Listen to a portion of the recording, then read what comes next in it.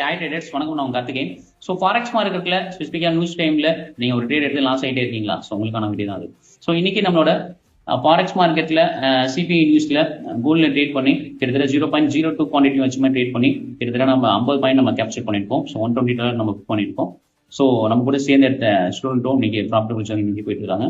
So அது மட்டும் இல்லாமல் மார்னிங் நம்ம லைவ் ட்ரேடிங் கம்யூனிட்டி குரூப்பில் ஃபாரெக்ஸ் கம்யூனிட்டி குரூப்பில் ஒரு நம்ம ட்ரேட் கொடுத்துருந்தோம். ஸோ கிட்டத்தட்ட 130 டிப்ஸ் நம்ம கேப்சர் பண்ணியிருக்காங்க.